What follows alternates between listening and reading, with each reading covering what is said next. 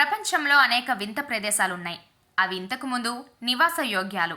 అంటే ఇంతకుముందు మానవులు నివసించేవారు. అయితే తర్వాత కొన్ని కారణాల వల్ల ఆ ప్రదేశాలు పూర్తిగా నిర్జనమైపోయాయి. ఇప్పుడు అక్కడ మనిషి గాని జంతువు గాని కనిపించడం లేదు. కుపరిగా పిలువబడే క్రొయేషియాలో ఇలాంటి ప్రదేశం ఉంది. ఇది పూర్తిగా ఎడారిగా ఉన్న చిన్న పట్టణం. ఇక్కడ పెద్ద పెద్ద భవనాలు, హోటళ్లు ఉన్నా ఇక్కడ ఎవరు నివసించకపోవడంతో అవి క్రమంగా శిథిలావస్థకు చేరుకుంటున్నాయి. ప్రపంచంలోని అత్యంత కఠినమైన సవాళ్లలో ఒకటిగా అభివర్ణించబడిన ఈ నిర్జన నగరంలో 7 రోజులు గడిపే సవాలును ఓ యువకుడు పూర్తి చేశాడు.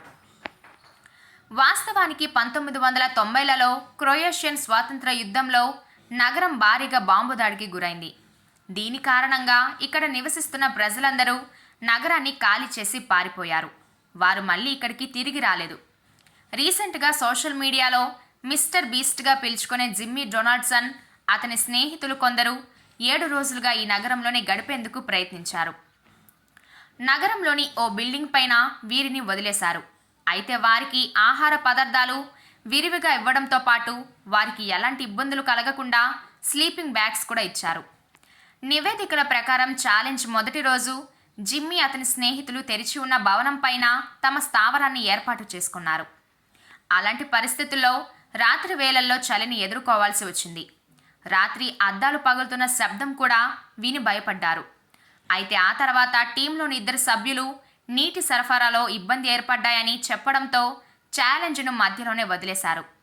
అటువంటి పరిస్థితుల్లో సవాలును పూర్తి చేయడానికి జిమ్మీ, మార్క్ అనే 2 వ్యక్తులు మాత్రమే మిగిలారు. మిలియన్ల సార్లు వీక్షించబడిన వీడియో, ఈ ప్రత్యేకమైన ఛాలెంజ్ వీడియో సోషల్ మీడియాలో కూడా షేర్ చేయబడింది. ఇది ఇప్పటివరకు 6,90,00,000 కంటే ఎక్కువ సార్లు వీక్షించబడింది.